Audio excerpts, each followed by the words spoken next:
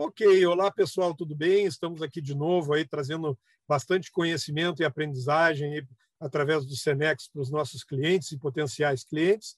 E hoje está conosco aqui a Graça, Maria da Graça Coste, que eu já vou passar para ela mesma se apresentar, mas o nosso tema, a nossa conversa do dia de hoje é sobre transformação comportamental. E eu queria fazer um pequeno preâmbulo, mas primeiro eu vou passar para a Graça se apresentar aí para vocês, depois eu faço esse pano de fundo e a gente vai conversando. Graça, está contigo. Legal, prazer, Amorim, estar com vocês. E eu sou a Graça Coste, então, né, Maria da Graça, Jacques Coste. Eu sou parceira de vocês no Senex, como facilitadora, tenho o maior orgulho disso. Trabalho com treinamento, desenvolvimento comportamental para líderes, equipes, né? Tenho aí uma trajetória de 26 anos, focada com objetivo no comportamento humano. Legal, e a Graça não falou, mas ela tem um trabalho de voluntariado muito legal no Instituto do Câncer Infantil, que eu valorizo muito, é muito bacana. Um dia vocês têm que conhecer aí esse trabalho dela.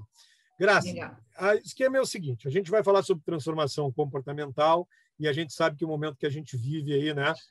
Eu nem vou chamar de pós-pandemia, porque a gente ainda está na pandemia, né? Mas eu digo que a pandemia ela funcionou como um catalisador de mudanças, porque ela acelerou uma série de coisas que já vinham andando, mas que, nossa, do dia para a noite ela deu uma acelerada e também modificou uma série de coisas. Do dia para a noite, muitas pessoas, nem todas, mas muitas pessoas foram para casa, né? Nem em home office, em family office, né? Porque foi esposa, marido, filho, genro, nora, enfim, né? Às vezes outros parentes, pais, mães, todos dentro de casa.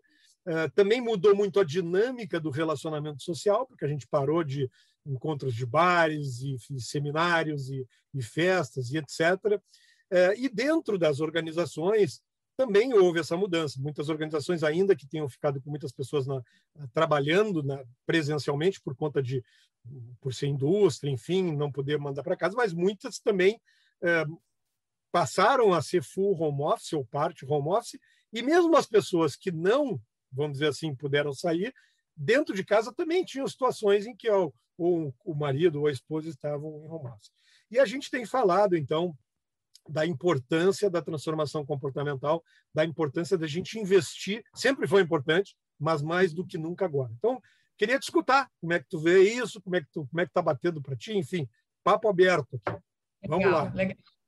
A primeira coisa que me vem, assim, quando eu te ouvi, né, é que nós somos essencialmente seres gregários, né? Somos seres relacionais. Então, esse contexto que a gente tem vivido, né, exigiu da gente, está exigindo uma mudança de comportamento, entender, a gente teve que mudar o comportamento e se adequar a esse novo cenário, né? Então, o que acontece? O ser humano, e eu acho que qualquer um de nós que sempre buscou, que busca se conhecer, se entender, reconheceu algumas limitações para se adequar a esse novo contexto. Certo? E aí tem pessoas que se surpreenderam consigo, no sentido de conseguir se adaptar, de conseguir facilmente se ajustar a esse novo cenário de estar mais em isolamento, né? E poder trabalhar mais sozinho, online, e se adaptou. Ok, beleza. Agora, tem muitas pessoas que, até por fato de não saber, nunca ter vivido isso, estão tendo muitas resistências, né? E eu diria que tiveram que se adaptar meio a fórceps, assim, pela necessidade, não por vontade, não por querer, certo? Então, eu diria que usando esse cenário que a gente viveu há um ano e meio atrás, como, tipo assim, fomos todos jogados para dentro de casa e ali cada um teve que se adaptar, né? Fez com que cada pessoa pudesse, cada um de nós, vivenciar e experimentar sentimentos que até então nunca tinha acessado em si, né? E aí, o que eu tenho visto, assim, o que a gente tem trabalhado, né, enquanto parceiros, inclusive das empresas, né, que as empresas também, algumas delas nunca tinham tido essa oportunidade de colocar as pessoas em trabalhar nas suas residências, né, fora do seu espaço físico da organização. E isso fez com que, por sermos, sim, relacionais, as relações, elas se distanciaram muito, porque a relação ela é o do momento, né? Estamos aqui juntos, lado a lado, trabalhando, digamos que estivéssemos, eu lembro alguma coisa, olho para o lado e comento com o meu colega. E isso faz com que desperte nele uma outra ideia e a gente flui a relação que tem a ver ou não com o trabalho.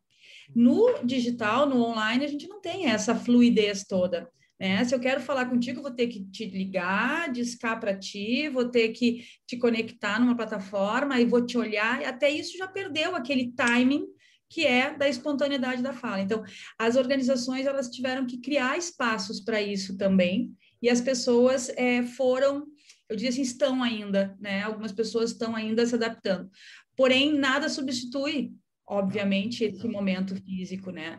Mas as relações foram substituídas, elas continuam sendo extremamente necessárias, eu diria, sabe? E tu sabe que tu falou em ser gregário, tu sabe que eu estou fazendo uma especialização em neurociências, né? Claro, a gente discutiu muito isso lá no início da especialização, que é o seguinte: se nós não fôssemos gregários, nós não teríamos sobrevivido como espécie, tá? Porque nós éramos uma espécie que, se não se juntasse em algum momento para enfrentar as adversidades, estou falando lá da época Neandertal, mas, né, a gente teria morrido, porque nós somos frágeis, em tese, enquanto físicos, né, comparados com, por exemplo, animais da natureza, leões, etc. E um ponto desse do comportamento, que eu acho que é bem importante que tu está trazendo, é o seguinte: eu acho que vale a pena agora investir mais no autoconhecimento, enfim, em eu me entender um pouquinho mais, né? A gente fala de inteligência emocional, de autoconhecimento e tal, mas eu não diria nem mudança comportamental, mas talvez no meu conhecimento do meu comportamento, até para eu poder lidar com essas adversidades, não acha? Porque na verdade sempre tivemos que fazer isso, mas agora mais do que nunca, né? Porque a gente está vivendo situações diferentes, né, dos que a gente estava acostumado. Eu diria que a gente colocou uma luz sobre isso, sabe?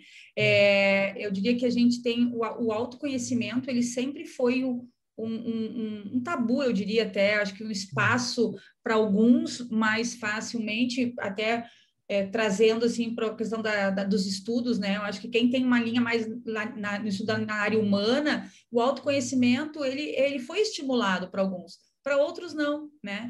Eu diria que olhar para a gente e olhar para o outro e compreender tudo que a gente está vivendo com humildade, com generosidade sobre a gente mesmo, sabe? Sem um grau de exigência exagerado, no sentido de que nos conhecer o que a gente vive, o que eu estou vivendo e que reações eu estou tendo. Eu colocar entendimento sobre isso sem julgamento, né? E ver o quanto esse meu jeito de funcionar impacta nas conexões que eu tenho com os outros e que esse meu jeito contribui para aquilo que eu estou tendo, para o resultado que eu estou tendo das minhas relações, né? Eu diria que esse olhar do autoconhecimento, ele foi, sim, muito potencializado, né? Nós mesmos no Senex, né? A gente viu isso, o quanto está sendo necessário. Esse é um tema, autoconhecimento, né? Que vem, sim, como tu disseste, com a inteligência emocional, mas em especial entendendo o seu próprio funcionamento. Como é que eu sou, o que eu faço, o que eu gosto, o que me tira dessa minha zona de equilíbrio emocional, né? Então, acho que o que afeta meu funcionamento, sabe? E que impacta na minha relação, né? Porque quando a gente olha e fala sobre comportamento, agora há pouco eu estava tendo uma reunião até com o cliente e a gente estava numa discussão sobre cultura organizacional, cultura de aprendizagem, cultura de abertura, colaboração, e eu estava dizendo, olha, para mim é fundamental, primeiro, que as pessoas entendam que quando a gente fala, por exemplo, de ambientes abertos, ambientes de segurança psicológica, ambientes de diversidade, a gente não está falando em uma mudança pura e unicamente física, né? Ou seja no virtual, ou seja quando a gente era no presencial, que estava todo mundo mudando, as empresas tirando paredes, aquela coisa toda, né? Eu disse, a gente está falando de uma mudança de comportamento. A gente precisa olhar para entender, assim, primeiro, como é que eu funciono, como é que as minhas emoções afloram, como é que as minhas emoções impactam nas emoções dos outros e vice-versa, que parece, de uma certa forma, um movimento simples, mas ele não é. Né? Eu acho que tu pegaste bem um ponto assim, para quem vem de humanos, para quem trabalha na área ou tem a formação, é algo que a gente, desde o início, a gente trabalha, e eu não diria que é mais fácil, mas a gente né, perpassa mais. Mas quando a gente vai para quem vem das exatas, por exemplo, por favor, não me escutem aqui como uma crítica, é uma constatação, a gente sabe que disciplinas socioemocionais ainda não estão nas universidades, né, de engenharia, enfim, etc. E às vezes me parece que as pessoas têm um pouco de aversão a esse papo, né, de me conhecer, de não sei o quê, talvez até um pouco por culpa dos RHs do passado, que faziam esse troço meio místico, né? Mas vale a pena, né, a gente investir nessa transformação, né? Porque é pela mudança do comportamento que a gente vai mudar as organizações, né? Não é pela mudança das técnicas só. Sem dúvida, eu acho que é um conjunto de coisas, né? Eu diria assim, eu acho que a cultura das organizações, e hoje a gente está trabalhando muito em cima disso, né? Ela só vai acontecer se as pessoas realmente elas entenderem e a sua contribuição nisso. E o comportamento nada mais é que o resultado do que tu pensa e que tu sente. Quer dizer, todo o teu comportamento, seja ele qual for, é uma resposta da tua emoção, né? Então, quanto mais eu conheço o que eu sinto e sei lidar com o impacto que o que eu estou sentindo causa no meu comportamento, isso é transformação comportamental, né? Assim, ó, bom, Graça, falar de mim, eu sou uma pessoa de relacionamento, ok? Trabalho com isso, gosto disso. E aí, o que acontece? Na hora em que eu tive que me colocar dentro de um espaço que é meu escritório, ficar mais em isolamento, eu tive que me relacionar através dessa telinha aqui. Eu continuei me relacionando, mas a minha emoção foi impactada. Eu fui impactada porque eu gosto de chegar, abraçar, beijar. Então, é só um exemplo.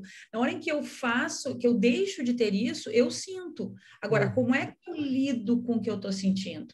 Né? Então, acho que quando faz uma empresa propõe uma mudança, espaços abertos, agora mesmo nós vamos ter, eu acredito que nós vamos ter uma nova forma de trabalhar, muito do espaço híbrido, sabe? A gente ora está em home office, ora a gente está em espaços colaborativos e assim vai, né? Muitas empresas já estão mudando a sua estrutura física, inclusive.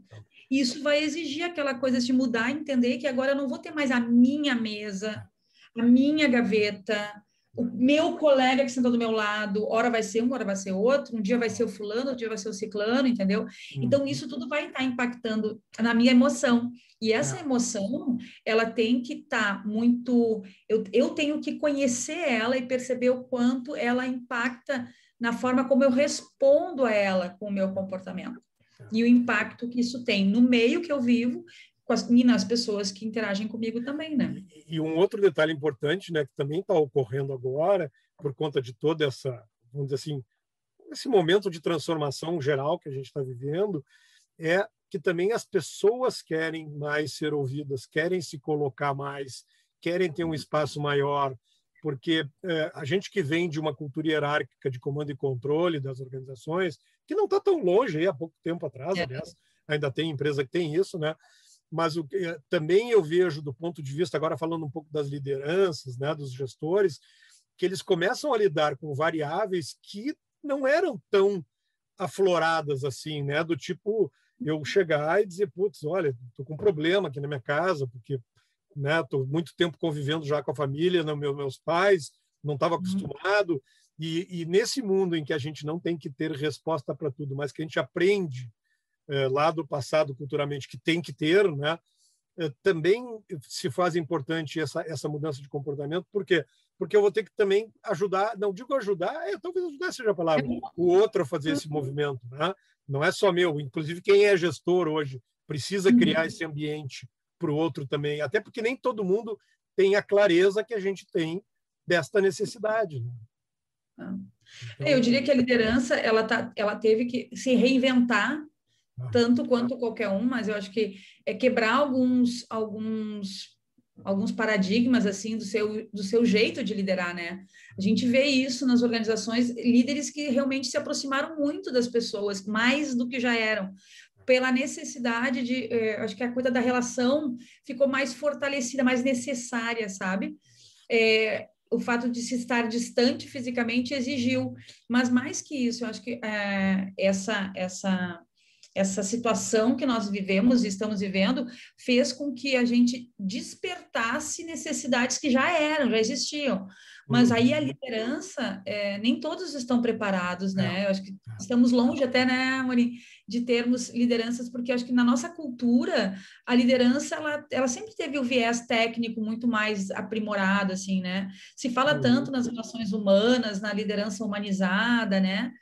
Tem livros sobre isso, né? Hoje, cada vez mais a gente fala disso, mas o que é ser humano na relação, né? É se conectar genuinamente com o outro a partir da necessidade do outro, e não da tua necessidade. Eu costumo dizer que eu tenho que estar disponível ao outro para quando ele tiver necessidade, não quando eu tiver disponibilidade.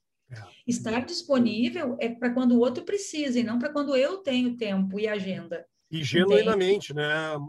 Graças, Genuinamente. tem que ser uma disposição genuína, porque eu sempre falo assim, não adianta tu aprender que tu tem que ser disponível, mas tu ser disponível de uma forma artificial, porque as pessoas notam, né?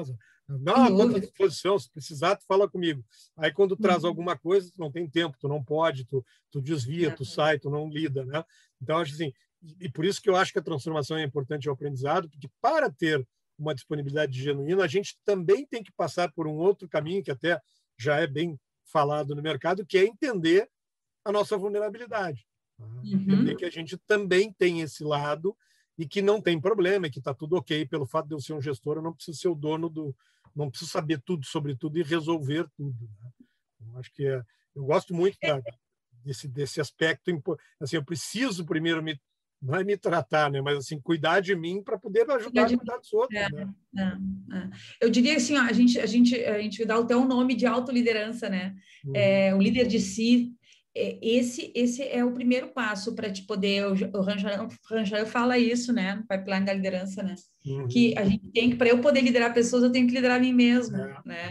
Então não tem como não. O que é liderar a si mesmo? É poder, não é conter impulso apenas, entende? Mas poder fazer escolhas, poder tomar decisões, sabe? Interagir com o que for melhor para todos, não a partir de um viés único ou de alguns vieses individuais, entende? Eu diria que um dos trabalhos mais bonitos que a gente vê dentro dos programas de desenvolvimento de liderança é esse empoderamento de si mesmo.